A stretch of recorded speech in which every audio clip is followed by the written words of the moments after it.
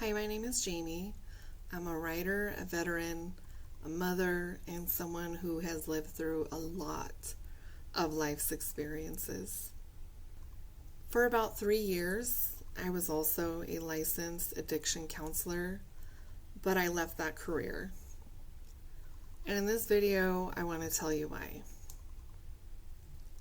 This is maybe like the first part of my story, and we'll just call it the therapist who couldn't speak.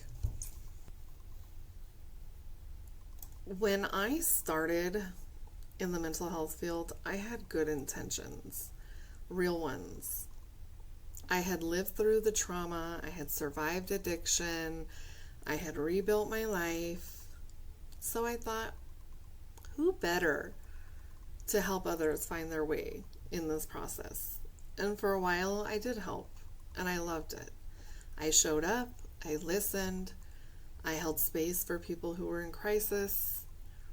I worked a lot of different places. I worked in a prison, I worked in a detox center, I worked with children whose families were involved with DCS. I worked in a residential group home with people who had dual diagnosis. And I was extremely passionate about them getting the care that they needed.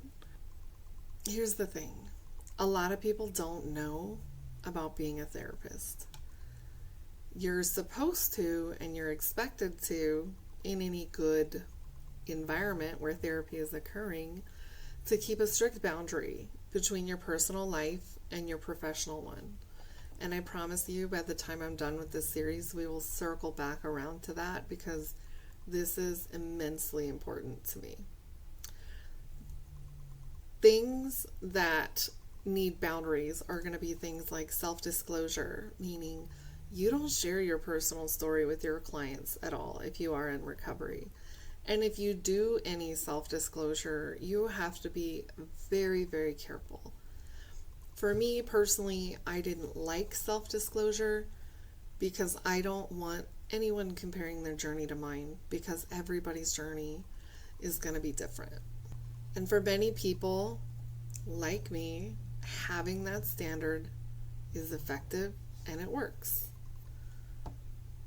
But for me, it became a prison. It became a closed off little box in the back of my mind that I felt kept me from my authentic and true self. I loved what I did, but I felt like I had so much more to offer my community than being a therapist.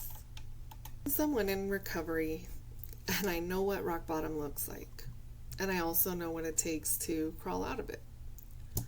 But when I was sitting in that therapist chair, I wasn't allowed to say, I've been there too. And even if I wanted to maybe self-disclose that, again, it is not really in anybody's best interest most of the time. And I couldn't share the most important thing that I had, which was my truth, and that I've been there too, because I had to be neutral. I had to be clinical. I had to be safe. And I didn't want to be someone's comparison. And eventually I realized I wasn't helping the way that I wanted to. I was managing people's pain instead of meeting them in it. And that disconnect really started to hurt. It was like watching someone drown while holding a life raft, but being told not to throw it. I couldn't keep doing it. I enjoyed so much of what I did, but I couldn't keep doing it because I couldn't be me if I kept doing it. So I made a decision that felt terrifying, freeing, liberating, whatever word you want to say. And I walked away from therapy. I walked away from my degrees. I walked away from the license. I walked away from the title of therapist. I walked away from the identity I had thought I wanted and then realized wasn't what I wanted. And I turned back to something that always made sense to me, and that was writing.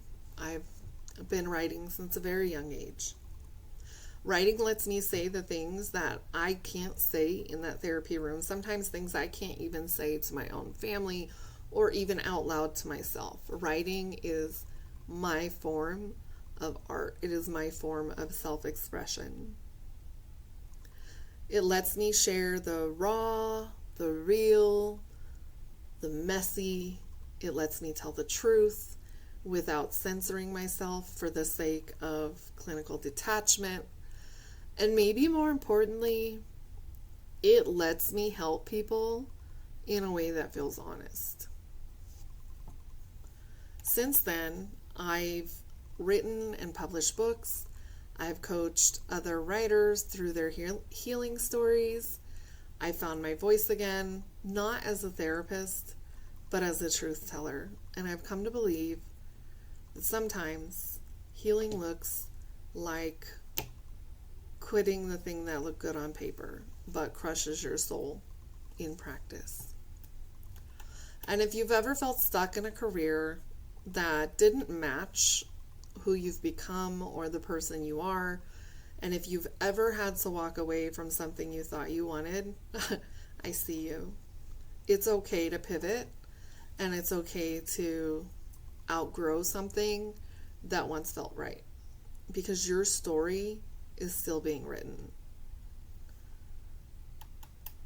This is just the beginning, and I will talk more about what happened after I left my career as a therapist. I bartended in the VFW for a while. I started publishing my books. I was taking care of my grandmother with dementia. She had a house fire that changed everything. So make sure to subscribe so you don't miss it. And if this resonated with you, drop a comment. Let's talk. I would love to hear from you.